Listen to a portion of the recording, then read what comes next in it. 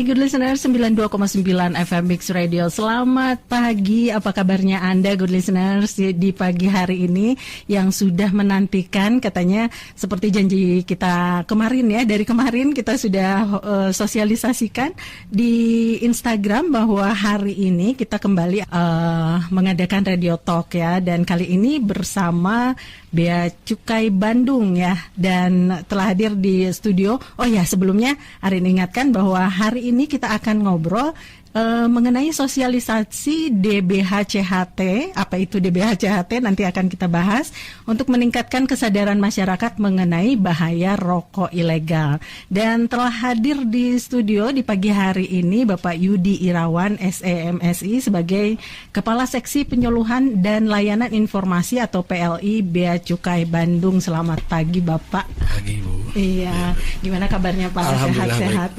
Lagi riuh nggak sih Pak? Lagi sibuk gitu? Ya biasa akhir tahun. Akhir tahun ya, dikejar-kejar ya Pak. Oke, dan selain itu juga mendampingi Pak Yudi Irawan ada Pak Syamsul Gunawan sebagai fungsional penyuluhan dan layanan informasi Bea Cukai Bandung. Selamat pagi Bapak. Selamat pagi Bu. Iya, gimana kabarnya Pak? Alhamdulillah baik. Kali pertama ke sini ya. Iya. Nanti ada kali kedua, ketiga dan seterusnya ya Pak. Siap. Karena masyarakat ini sepertinya memang butuh informasi, terutama sosialisasi kalau mengenai sesuatu yang ada ilegalnya Pak. Karena kadang kita nggak paham juga apa yang termasuk ilegal, apa yang termasuk legal gitu ya Pak. Jadi rakyat butuh informasi, kami butuh rakyat. Gitu. Saling membutuhkan ya Pak. Oke, dan pagi hari ini juga untuk Anda yang ingin menyimak perbincangan ini, Anda bisa tetap simak di Instagram, juga kita live di Bea Cukai Bandung, kemudian juga melalui streaming di 929mixradio.com. Jadi kita akan lebih banyak ngobrol kali ini seperti yang tadi ya, temanya meningkatkan kesadaran masyarakat mengenai bahaya rokok ilegal, dan ini juga sekaligus sosialisasi DBH-CHT. Nah, DBH-CHT-nya ini sendiri sebenarnya apa sih Pak? Soalnya kayaknya panjang kalau lihat dari singkatannya ya Pak. Silakan. Ya, DBH-CHT itulah dana bagi hasil cukai hasil tembakau. Jadi dana bagi hasil dari pemerintah pusat ke pemerintah daerah. Dari mana dananya? Itu dari cukai ya. Ya, cukai yang dikumpulkan oleh Direktorat Jenderal Bea Cukai itu sebagiannya karena amanah undang-undang itu dikembalikan lagi ke pemerintah daerah. Tentunya dengan aturan-aturan tertentu ya penggunaannya. Jadi tidak pemerintah daerah tidak bisa membelanjakannya secara sesuai keinginannya, tapi memang sudah ada PMK-nya ya, PMK 72 di situ diatur di tahun 2004. Penggunaan buat apa saja sih itu DBH-CHT. Yang pertama itu 50% itu untuk kesehatan masyarakat ya.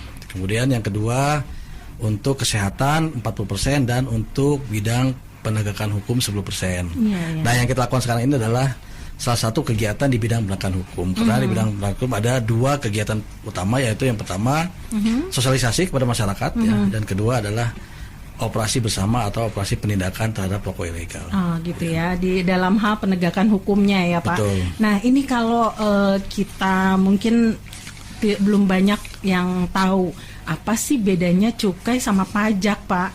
Karena sama-sama kayaknya sama-sama pungutan gitu ya. Kalau secara masyarakat awam mungkin taunya begitu. Ini apa yang membedakan cukai dengan pajak biasa Pak? Silakan. Saya? Iya, bangga. Ya, jadi begini, di Indonesia memang kontributor paling besar untuk APBN adalah pajak. Tapi ada bermacam-macam pajak, salah satunya cukai. Nah, cukai itu pajak yang bagaimana sih? Jadi yang bagaimana Bu? Pajaknya punya kehususan ya. Katanya itu buat hal-hal yang kurang baik gitu ya di masyarakat. Itu Ibu udah tahu. Tapi good listener nggak semuanya tahu Pak. Saya jelasin paling sedetail-detailnya ya. Gimana Pak? Yang pertama, cukai itu dikenakan terhadap barang yang memiliki 4 karakteristik. Jadi kalau ada barang yang punya 4 karakteristik ini, itu wajib dipungut pungutan negara yang namanya cukai. Ini bahasa undang-undang ya. Ini sudah ketetapan undang-undang. Yang pertama, sifatnya itu konsumsinya perlu dikendalikan. Oh, iya. Jadi kalau menurut pemerintah ada barang yang konsumsi masyarakat terhadap barang itu perlu dikendalikan, itu karakter pertama terpenuhi. Sifat pertama terpenuhi. Yang kedua, peredarannya perlu diawasi. Peredarannya ya Pak. Kemudian konsumsinya atau pemakaiannya dapat menimbulkan dampak negatif. Seperti tadi. Ada nggak barangnya seperti itu? Nanti dulu. Yang keempat, pemakaiannya itu perlu adanya pungutan negara demi keadilan dan keseimbangan. Demi keadilan dan keseimbangan. Gimana tuh Pak maksudnya keadilan dan keseimbangan untuk pemerintah daerahnya yang atau mengkonsumsi dan yang tidak karena dampak negatifnya tadi semuanya dapat kompensasi. Adil dan seimbang semuanya. Apa contohnya? Kita sebutkan satu aja ya. Contohnya rokok.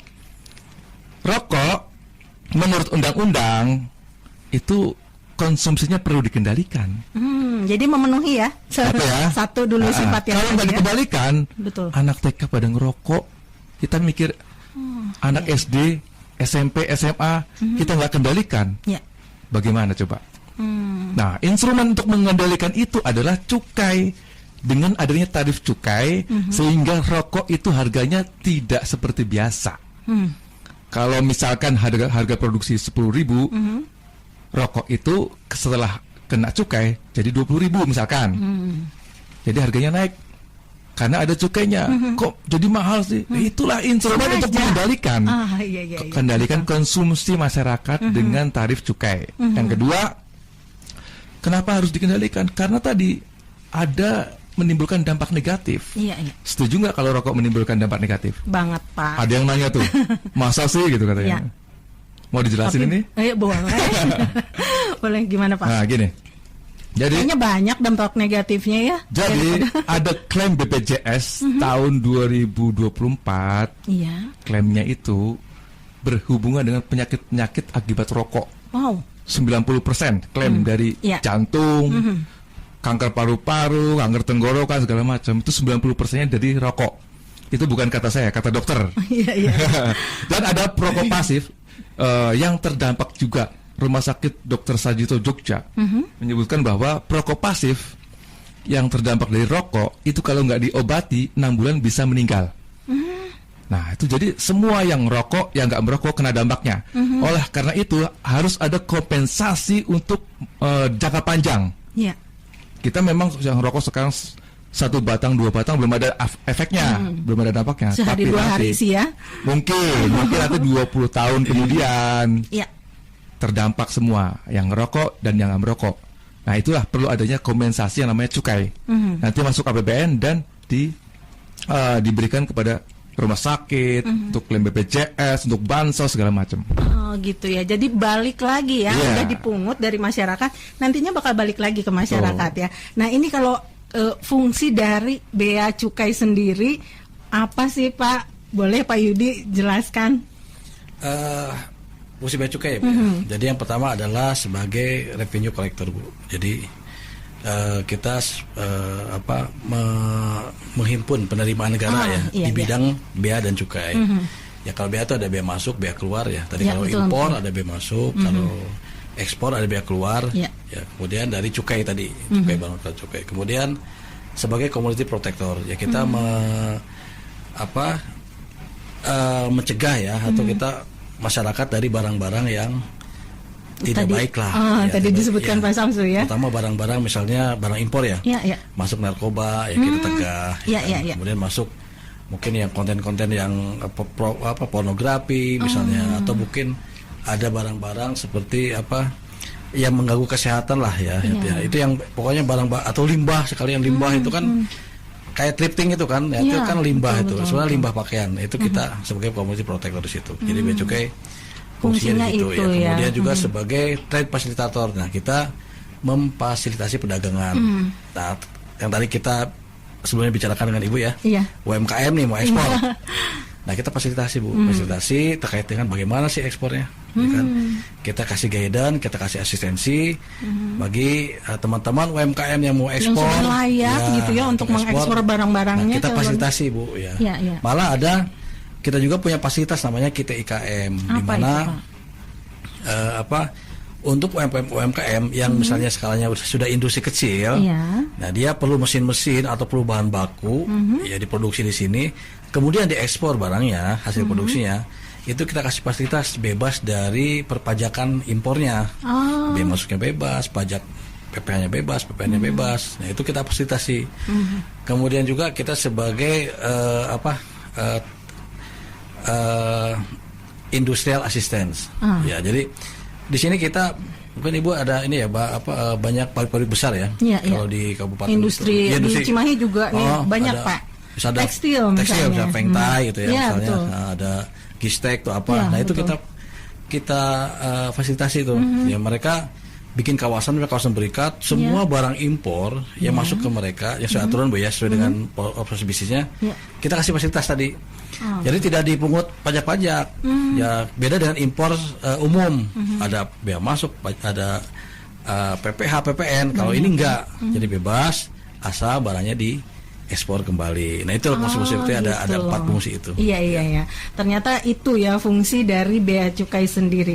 Nah ini kalau hubungannya antara seperti tadi kan katanya bea cukai ini sebagai pemungut, kemudian juga dikembalikan ke masyarakat melalui mungkin korelasinya antara cukai dengan APBN apa sih Pak? Ya, kalau jadi gini Bu, di struktur APBN itu atau kan APBD mungkin ya Pak? Kalau di cukai ini kan ke pusat Bu ya, jadi itu ke APBN. Ke APBN. Jadi struktur APBN itu ada penerimaan atau pendapatan negara, ada juga pengeluaran. Jadi itu balance ya antara pemasukan dan pengeluaran sama. Nah pendapatan negara itu salah satunya adalah dari cukai, selain dari tadi pajak, ya, dari bea masuk atau dari PNBP, atau juga pendapatan non migas, yaitu pendapatan migas juga. Nah itu salah satu beberapa pendapatan negara yang dikumpulkan oleh negara ya. Nah salah satu cukai. Cukai itu kontribusi terhadap penerimaan negara itu sekitar 9%. Jadi dari total pendapatan negara yang sekitar 3.000 triliun, 2.000 sekian lah, itu dari cukai itu memberikan kontribusi sebesar 244,7 triliun untuk tahun ini. Nah itu cukai itu dari mana? Ya tadi disampaikan dari masyarakat juga, ya dari yang perokok-perokok, ya kan, atau yang merokok yang legal. Nah di situ ada cukainya. Cukainya ini yang kita pungut dan dimasukin ke kas negara. Nah itu akhirnya nanti buat apa negara? Ya, banyak ya. Pembangunan ya. Ya ada infrastruktur, ada buat pendidikan, kesehatan dan lain-lain. Gitu. Nah ini kalau berkaitan dengan mungkin pembangunan di suatu daerah. Ini kalau di Kota Cimahi gimana Pak? Mungkin penerimaan yang tadi kata Bapak sebenarnya penerimaan dari cukai itu ke pusat dulu ya? Betul. Baru disampaikan ke daerah. Nah itu gimana Pak? Nah kalau ke daerah itu kan kalau cukai itu tadi ya dalam bentuk dana bagi hasil cukai hasil tembakau. Jadi yang cukai kita kumpulkan sebanyak secara nasional Bu ya 244,7 triliun itu dikembalikan lagi ke daerah. Ya ke daerah itu kalau di tahun tahun kemarin itu dari pusat itu ke pemerintah daerah itu sekitar 4 triliun ya 4 triliun tuh. Nah 4 triliun ini Jawa Barat itu mendapat 619 miliar. Nah kemudian Cimahi tahun ini dapat 7,9 miliar. 7,9. Nah DBHCHT ini tadi untuk Kesmas, untuk kesehatan dan juga untuk penegakan hukum. Nah sayangnya tahun 2026 ini ada penurunan memang ya. Jawa Barat mendapat 250 miliar, kemudian Cimahi mendapat 3,7 miliar, hampir 50%. Iya. Kenapa? Mungkin pemirsa pendengar loh kok bisa turun gitu? Padahal cukainya kan tetap aja yang diterima. Tetap naik ya. Karena pemerintah pusat ada program-program prioritas yang memang memerlukan anggaran yang cukup besar seperti mungkin Ibu tahu program pemerintah yang lagi ini makanan bergizi gratis. MBG ya Pak. Koperasi desa, kemudian juga ada sekolah rakyat dan program-program unggulan lainnya yang memang memerlukan dana yang besar. Nah itu sebagian diambil dari dana bagi hasil cukai hasil tembakau ini. Tapi ini bukan berarti ini sesuatu yang dipotong langsung seperti itu. Kemungkinan juga nanti kalau membaik, pendapatan negara juga besar, itu akan dikembalikan seperti semula. Gitu. Iya. Nah, ini kalau tadi Pak Samsul sempat mengatakan bahwa contohnya yang memenuhi sifat-sifat tadi yang ada 4 itu, ini apa namanya, peredarannya harus diawasi, kemudian dampaknya itu lebih banyak dampak negatifnya ke masyarakat. Nah, ini kita masuk ke rokok ya Pak. Ya. Yang namanya rokok ilegal itu sebenarnya apa sih Pak? Ya, rokok ilegal itu definisinya seperti ini. Jadi sebatang rokok ketika selesai diproduksi atau dibuat oleh perusahaan atau oleh seseorang, itu langsung otomatis terhutang pajak yang namanya cukai. Dengan sifat-sifat tadi kan, kan? Iya, betul. Nah, jadi terhutang cukai. Kalau hutang harus lunas nggak Bu? Harus bayar nggak? Harus dong. Bayar. Iya. Cara bayarnya bagaimana? Rokok itu dimasukkan ke bungkus, bungkusnya dilekati pita cukai. Pita cukainya dari mana? Dari bea cukai. Cara mendapatkannya harus menjadi perusahaan yang resmi, mempunyai NPP BKC, nomor pokok pengusaha barang kena cukai. Jadi resmi. Kita tahu identitasnya, perusahaannya di mana, pabriknya bagaimana, karyawannya berapa, labnya di mana. Jadi semua standar itu sudah terpenuhi. Itulah yang resmi. Itulah yang berkontribusi ke APBN, karena dengan melekati pita cukai dibungkus, dia bayar cukai. Kontributor ke APBN. APBN untuk siapa? Nanti kita bisa bahas. Itu rokok yang tidak ada pita cukainya dalam bungkusnya dan beredar di pasaran, itulah rokok ilegal. Pokoknya nggak ada pita cukainya ya. Ya itu salah satunya. Salah satunya. Ada juga yang tidak ada, yang ada pita cukainya, tapi ternyata pita palsu. Nggak palsu, ternyata ada juga yang bekas. Gitu. Nah, wah lumayan itu ya effortnya. Ada juga yang asli, iya. tidak palsu, tidak bekas, tapi tarifnya salah. Oh gitu. Tarifnya cari yang murah. Jadi ilegal itu macam-macam banget ya Pak. Manipulasi juga, betul. Itu ilegal juga. Gitu. Jadi banyak triknya dari mafia ini untuk mengelabui masyarakat. Kenapa masyarakat? Saya bilang yang rugi masyarakat dong. Yang beli ya. Pasti masyarakat bilang enggak, saya nggak rugi. Nanti 20 tahun kemudian dia yang rugi karena nggak ada yang masuk ke APBN. Jadi nggak ada yang untuk bansos, yang untuk BLT, yang untuk kesehatan, yang untuk BPJS nggak ada. Beasiswa Indonesia Pintar itu berapa juta? 40 juta siswa-siswi sekolah gratis. Nah kalau nggak ada pemasukan ke APBN, dari mana uangnya? Dari mafia rokok ilegal? Nggak mungkin, dia cuma buat kantong pribadi. Nah, nggak disetorin ke negara ya? Enggak. Iya betul.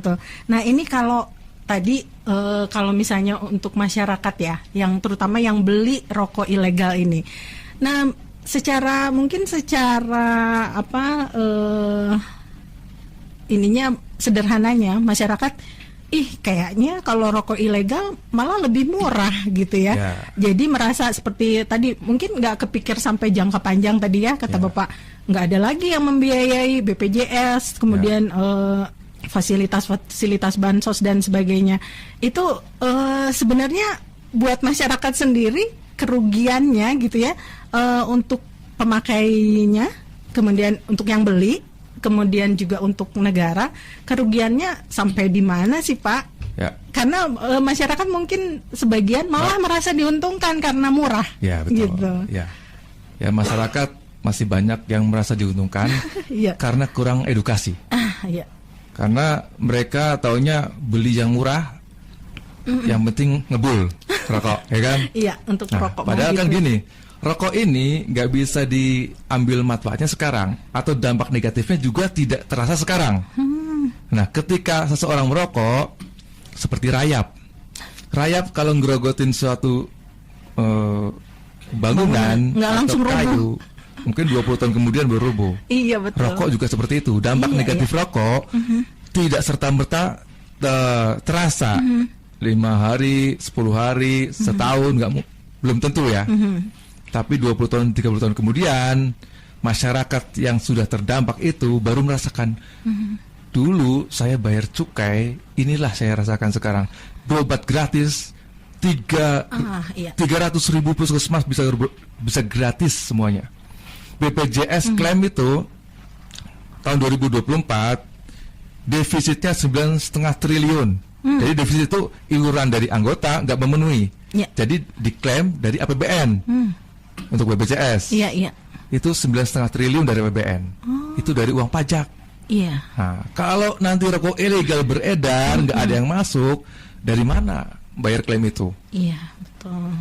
Nah, jadi masyarakat memang mungkin merasa diuntungkan sekarang paling setahun, tapi kan nanti dia merasakan bertahun-tahun penderitaannya. Untungnya pas belinya aja lebih murah. Nah itu yang pertama, itu yang kedua. Sekarang yang kedua, dengan dia mendukung rokok ilegal, banyak rokok murah merasa diuntungkan. Anak SD pada ngerokok, anak SMP pada ngerokok. Yang untung siapa? Yang rugi siapa? Ya orang tuanya kan pasti rugi. Anaknya dikasih uang beli rokok, pada nongkrong. Yang rugi siapa, Bu? Anaknya sendiri sama yang orang rugi tuanya. Masyarakat kan. Betul. Karena nanti 20 tahun, 30 tahun ke depan kita mau meraih Indonesia emas, bagaimana dengan anak-anak yang seperti itu? Betul. Betul sekali. Ini kalau balik lagi ke Kota Cimahi ya Pak. Ini kalau kita lihat di Kota Cimahi seperti tadi Bapak sampaikan, sekarang agak menurun ya dapatnya, yang biasanya tadi 7,9 M jadi 3, sekian ya, 50%-nya. Nah ini kalau di Kota Cimahi penerimaan dari mungkin yang tadi ini dibagi-baginya seperti tadi kata Bapak 50%-nya untuk kesejahteraan, kemudian juga untuk penegakan hukum dan sebagainya.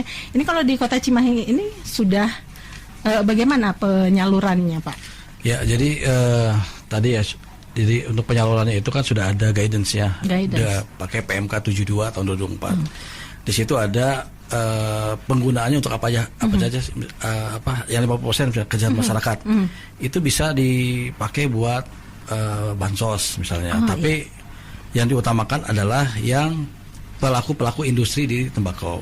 Nah, kebetulan Cimahi ini kan tidak ada kebun tembakau ya. Satu petani tembakau tidak ada. Kemudian juga industri tembakau di Cimahi itu hanya satu, Bu. Ada ya. Belum buka, Bu ya? Belum tahu. Ya mungkin buat pendengar ya. Di Cimahi ini sudah ada pabrik rokok. Gitu. Saya malah rokok baru tahun ini namanya CV Rifai Anugerah Jaya. Itu di Jalan Industri 4. Dan sudah di Jalan Industri tekstil semua Pak saya kira. Nah, di situ dia buka pabrik rokok. Dengan merek 786. Kemudian dia tahun ini ya, karena baru bulan ini pita cukainya keluar, dia mau produksi secara resmi. Jadi ke penerimaan negara baru berkontribusi sebesar 85 jutaan. Tapi itu untuk baru bulan ini ya Pak? Ya, bulan ini. Baru produksi bulan ini. Dapat yang pita cukainya. Tadi kata Pak Samsul. Pita ya. Ya, karena kalau sudah dapat pita cukai kan baru bisa menjual ke masyarakat.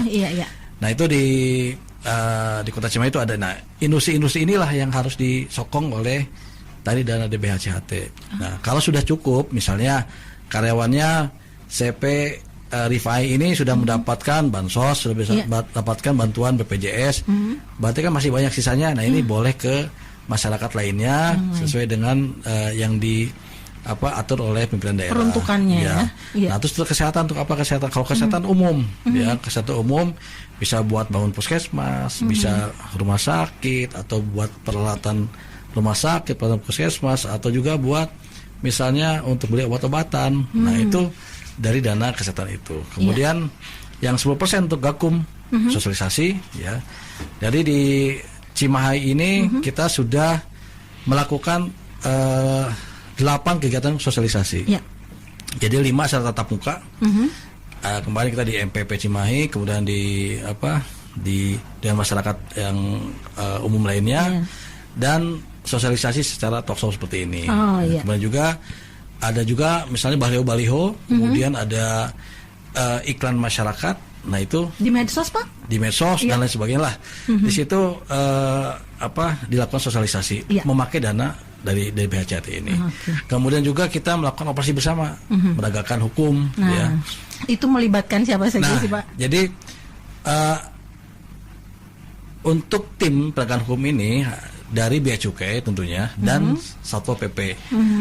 Tapi bisa juga menggandeng aparat penegak hukum lainnya. Nah itu aturannya seperti itu. Nah kita sudah melakukan kegiatan operasi bersama itu sebanyak 16 kali. 16 kali kegiatan penindakan, dan sudah ke warung-warung kita sudah menyita 62 ribuan batang. Ini 16 kali sepanjang 2025. Sepanjang 2025. Masih bisa bertambah. Ya, masih ada sisa.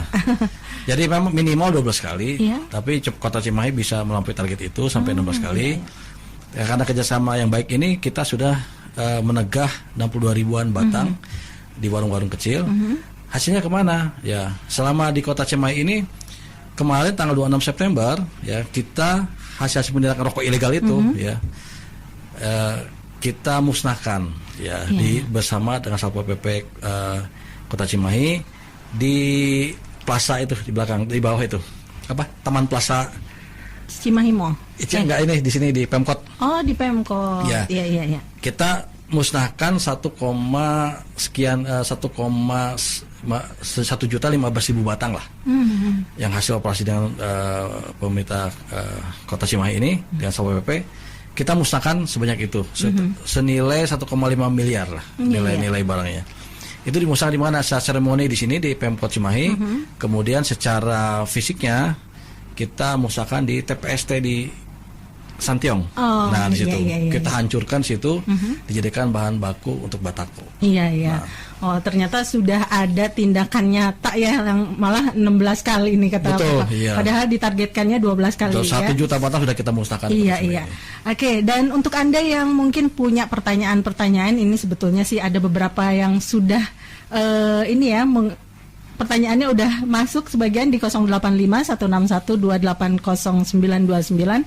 Dan untuk Anda yang masih penasaran, mumpung Bapak-bapak ini Pak Samsul dan juga Pak Yudi ada di sini, boleh sampaikan pertanyaannya di 085-161-280929.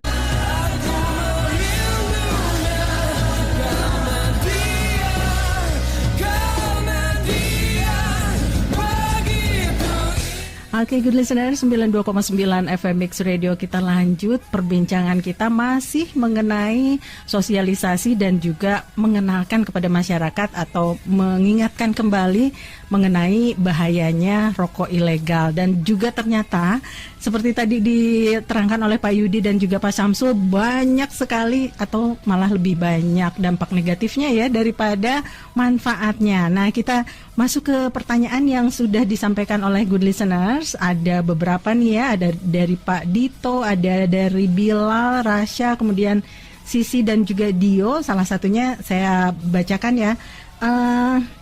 Ini dari Pak Dito, selamat pagi, katanya sebenarnya kalau rokok ilegal itu kan murah.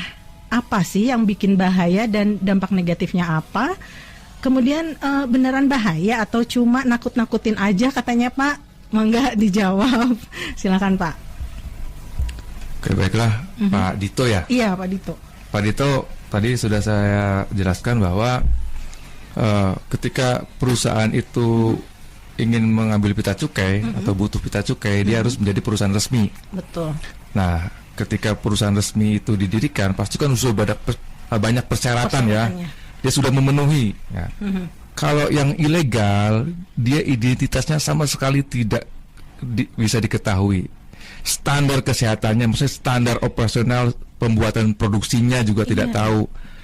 Kan di rokok itu ada 70 zat kimia yang salah duanya adalah nikotin dan tar.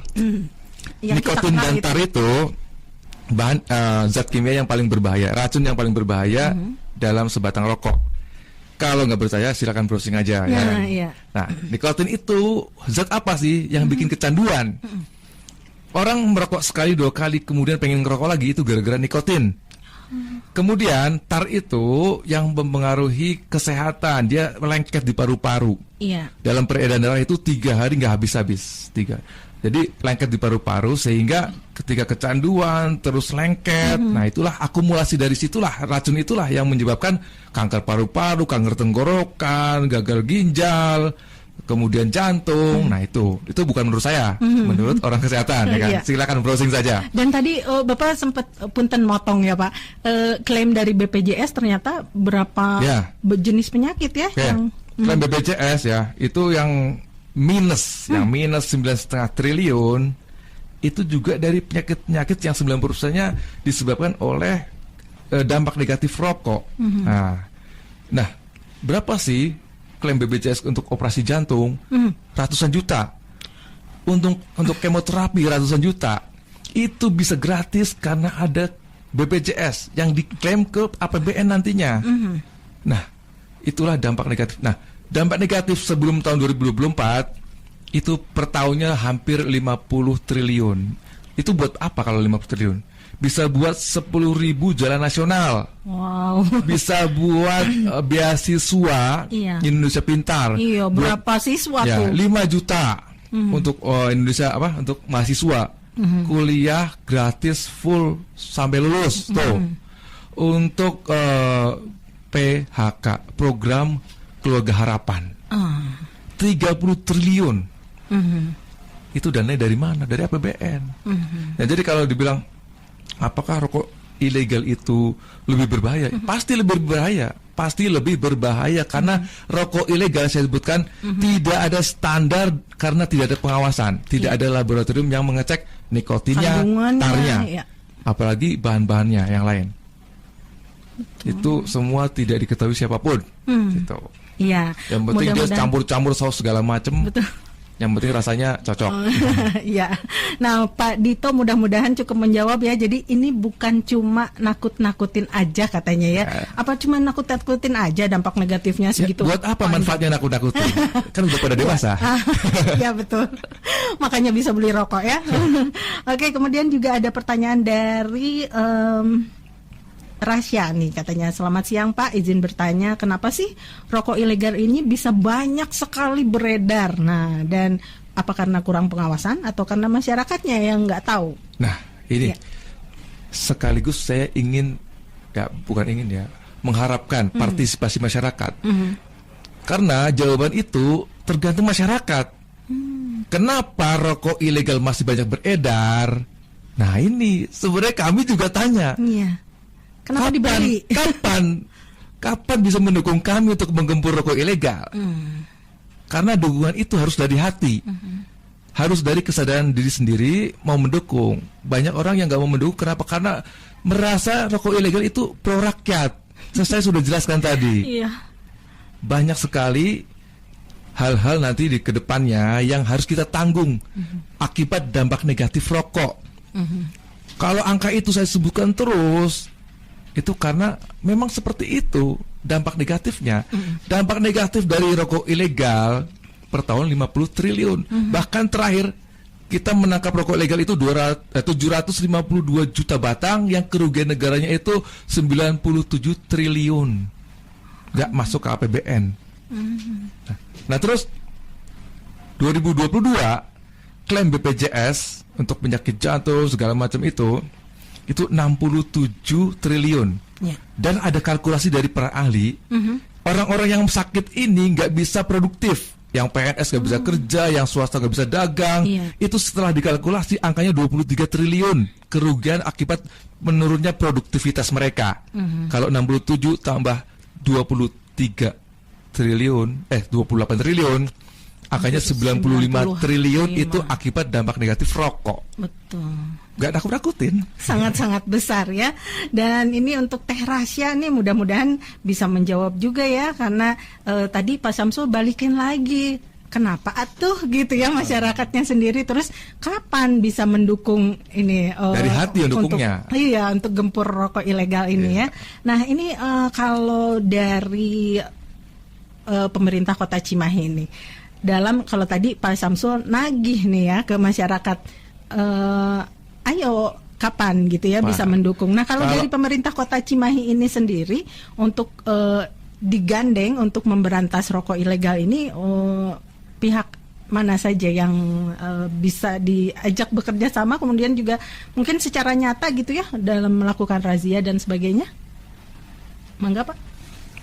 Dari Pemkot Cimahi ya. Tadi kan sudah saya sampaikan juga bahwa dari dana penegakan hukum ini ya, kita sudah melakukan 16 kali operasi bersama dengan Pemkot Cimahi. Terutama di sini adalah dari Satpol PP ya, karena dari Satpol PP adalah langsung ke lapangan ya. tupoksinya salah satunya adalah Gakda ya, penegakan Pemda peraturan daerah ya, Pemda ya. Gakda juga. Nah di situ juga memang paling pas ya memang dari Satpol PP ya. Bisa dibantu dengan apa yang lainnya.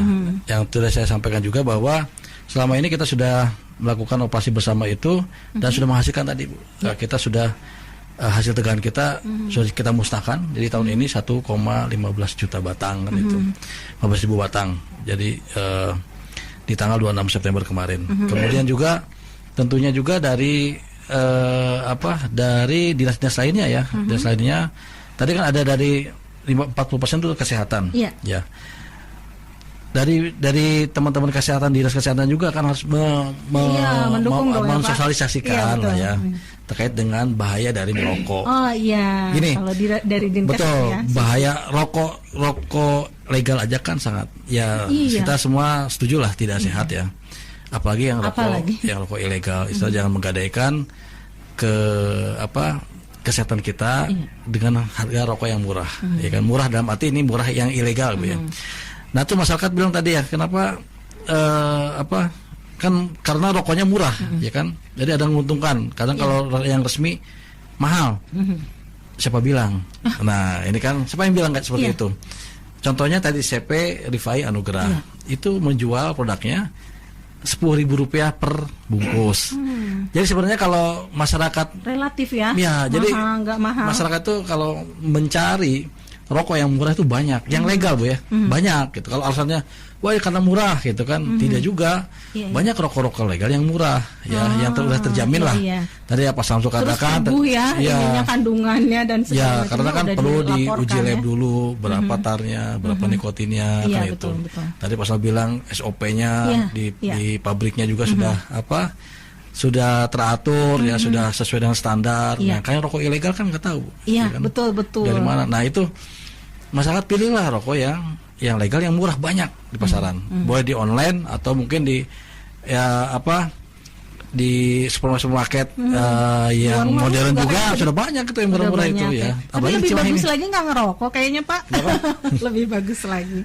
Ya lebih baik tidak merokok ya, apalagi yang vape ya. Vape itu juga lebih berbahaya itu. Tidak masyarakat bilang atau anak-anak muda bilang vape lebih berbahaya daripada ini, katanya lebih sehat lah gitu kan. Enggak juga ya. Sama saja karena itu bahan-bahan kimia juga. Pak, ada penelpon dari pendengar yang ingin di on air kan katanya, karena ingin berinteraksi langsung dengan bapak-bapak yang sudah hadir di studio. Selamat pagi. Selamat pagi, Bari. Iya, dengan siapa di mana? Nanya lagi padahal udah tahu sih. Gimana? Assalamualaikum, sampurasun, bapak-bapak. Waalaikumsalam, rampes Ibu. Nepangkeun sareng Ibu Neneng. Kumaha Bu Neneng? Gini Ibu Neneng teh ingin tanya tentang DBHC ya, dana bagi hasil bea cukai. Nah itu tadi kan sempat dibahas, salah satu pembagiannya itu untuk kesehatan ya. Iya, kesejahteraan masyarakat sih, kesehatan ya. Oh iya, nah yang ingin saya tanyakan itu masyarakat seperti apa yang bisa menikmati manfaatnya, terus cara supaya masyarakat tersebut bisa mengajukan, kemana mengajukannya, dan masyarakat yang dimaksud apakah masyarakat yang berada di lingkungan pabrik aja, masyarakat yang bekerja di pabrik saja, ataukah masyarakat di lingkungan tempat pabrik itu berada gitu kan? Itu aja yang ingin saya pertanyakan. Hatur nuhun pisan. Mangga. Hatur nuhun Ibu. Ini jawabannya boleh didengarkan di radio ya. Hatur nuhun Bu Neneng, sehat selalu ya. Iya mangga. Amin ya Allah. Gimana Pak katanya? Bidang kesehatan ya dari Bu Neneng. Jadi 40% itu DBHCAT adalah untuk kesehatan. Buat siapa sih? Ya buat masyarakat. Masyarakat yang mana ya? Jadi untuk disesuaikan dengan Pemkot 72 ya, yang pertama itu adalah masyarakat yang tadi ya, yang berhubungan dengan industri hasil tembakau, ya. Kalau di Cimahi kan hanya ada satu tuh, ya, Verify anugerah itu, berarti kan karyawannya diutamakan untuk mendapatkan manfaat daripada DBHCAT ini, karena DBHCAT ini kan dihasilkan dari cukai. Nah mereka lah yang tadi cukainya itu yang ke negara kan ya, itu yang diutamakan. Tapi kan karena sedikit ya, karyawan Verify ini baru 30 orang, saat ini baru 30 orang. Jadi kan banyak yang sisanya, lebihnya banyak. Nah itu dari pemerintah Kota Cimahi kan bisa dibuat dengan bisa disalurkan ke yang lainnya, seperti tadi saya sampaikan, bisa bangun puskesmas, bisa membeli sarana-prasarananya, bisa membeli obatnya, kan itu. Dan bisa juga untuk membantu masyarakat yang tidak mampu untuk membayar iuran BPJS. Nah itu pakai program apa tuh yang jadi gratis ya? Ya jadi gratis tuh ya. Adalah itu kan yang Mas KI KIS ya? Ya gitulah, saya lupa namanya. Itu dibayarkan dari dana DBHCAT gitu. Jadi sebenarnya ini untuk masyarakat luas gitu sebenarnya kan. Tapi tidak ada memang yang tidak, Pak saya mau berobat mengajukan gitu ya? Tidak, karena itu sudah tercover di BPJS. Iya, penyalurannya melalui pemerintah daerah setempat. Betul, ya. Ada yang buat apa gitu ya. Nah, termasuk juga mungkin bansos yang selama ini juga secara rutin beberapa yang sudah terdata ya masyarakat itu juga. Ya itu di bidang kesejahteraan masyarakat yang tadi yang 50%-nya. Jadi di bidang kesejahteraan masyarakat salah satu untuk bansos ya. Tetap yang utama ini adalah untuk yang pelaku industri hasil tembakau. Masalah dari situ baru disalurkan ke masyarakat lainnya untuk penerima bansos. Tentunya tidak boleh double, Bu ya. Misalkan ada dana juga ke dinas sosial, kan tetap ada dana dari pemerintah, dana APBD tetap ada. Tidak boleh double, misalnya satu masyarakat dapat bansos dari dinas sosial, dapat juga dari DBHCAT, tidak. Jadi memang DBHCAT itu mengcover masyarakat memang yang belum dapat. Iya. Nah, ini mungkin ada pertanyaan lagi dari yang akan saya bacakan sebentar ya Pak.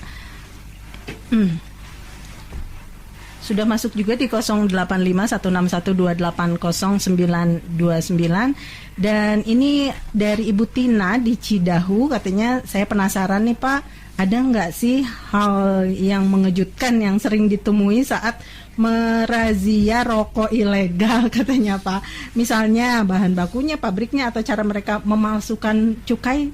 Itu tadi sempat menarik juga ya tadi yang kata Pak Samsul, ternyata ada yang masukin pitanya, ada yang nggak sesuai tarifnya tadi itu dan sebagainya. Itu kalau temuan-temuan saat merazia atau melakukan gempur rokok ilegal ini apa sih Pak? Jadi kami saya terutama ya, saya dulu pernah di lapangan ya. Jadi kalau masyarakat biasanya kan ada yang tanya nih, kenapa nggak pabriknya aja ditutup gitu ya? Nah, tadi sudah saya bilang, ilegal berarti kan nggak resmi, jadi nggak tercatat di mana lokasinya, identitasnya. Pernah suatu saat saya operasi itu ternyata di kerumunan pasar di tengah-tengahnya ada ruko yang tertutup dari luar, digembok dari luar kelihatan. Nah, tapi kita kan sudah analisis informasinya tentang pergerakan mereka. Ternyata di dalam itu sedang bikin rokok. Padahal digembok dari luar. Masyarakat di situ pun nggak tahu kalau di dalamnya itu ada produksi rokok ilegal. Nah seperti itu, kayak seperti narkoba juga di hotel ternyata ada yang bikin.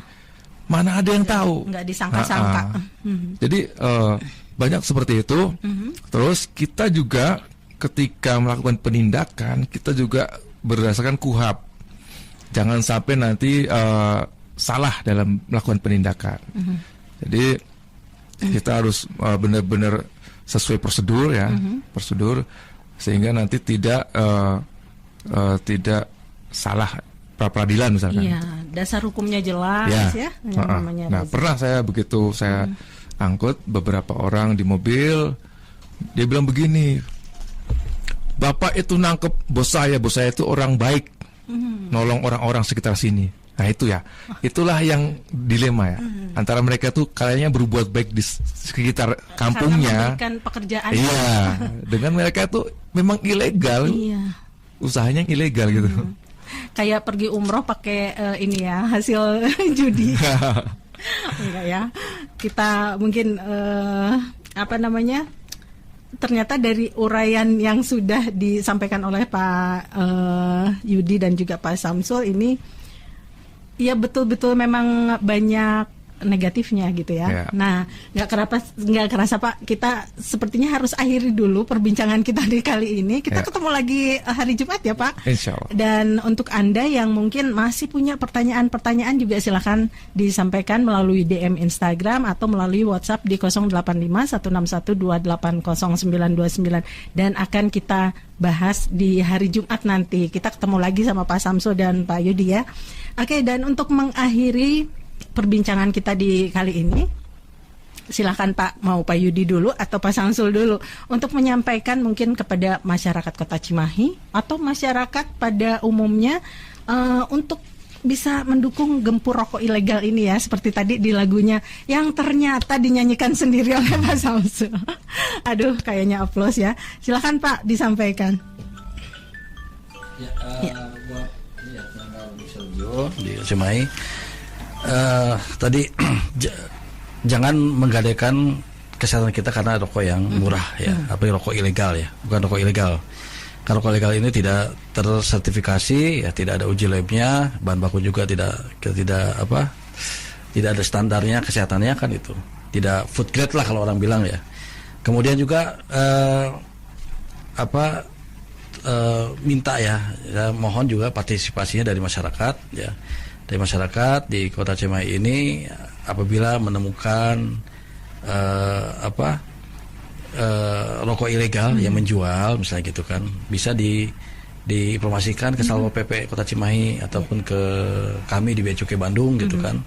Silakan diinformasikan di WA, difotokan tempatnya, kemudian di share log untuk identitas pasti kami rahasiakan karena itu adalah amanat dari undang-undang, tidak boleh pelapor itu digembal-gembolkan ya.